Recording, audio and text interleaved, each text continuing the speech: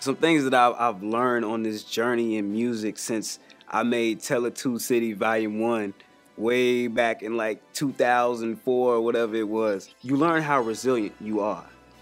Because at the beginning, you're young, you're naive, but you're a big dreamer. You realize you start to get a lot of no's. There's a lot of doors that get slammed in your face. Sometimes you want to get discouraged because it doesn't work out as soon as you want it to. You start to realize how determined you are. You're like, man, all right, I took that L at first, but now I bounced right back. There's a lot of things that was promised to me that never came up that I still had to bounce back from. And you realize just how strong you are and just how capable you are, and that God made you stronger than your circumstances. And that was like a beautiful thing to me. That gave me so much power in my mind. I was like, oh, well, nothing out here can stop me. The only person who's gonna stop me is me. And I'm not stopping. Another thing that I learned was to enjoy where you are, because we're so focused as artists.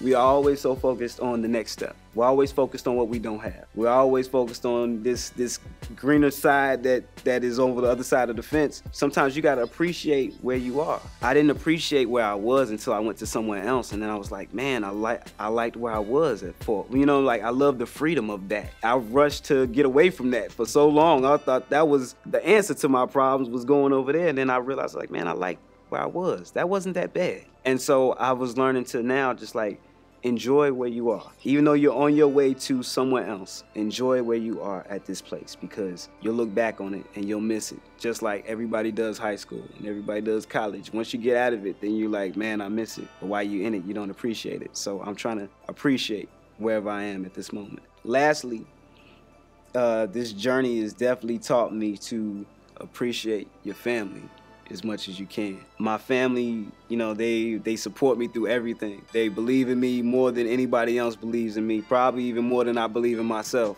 And that says a lot to me. The fact that they do, I always gotta make time for them. Sometimes we get so caught up in our careers and we get so caught up in chasing the dream that we miss out on a lot. Instead, it was like, nah, take that extra time to call up your little brother. Spend some time with your grandma, and, you know, instead of being that artist who shows up when stuff goes wrong or they feel disconnected with when it comes to holidays, instead be that artist who they always are connected with all the time. My little cousins call me anytime, and I will make time. They wrote me a note first and said, man, I want to propose to my girl doing this song and she performed a light. But when my bunk was 2 bunks down from me, I was at the top, he was at the bottom. Next thing you know, you just hear, and he like, what the fuck? Oh, I'm complete, I'm tight right now. The strip club culture of Detroit, period, and the slum village influenced a lot of records. Follow your first man sometime. Don't force the turn up sometimes, because the turn up could probably possibly be your last turn up in certain cities like Chicago.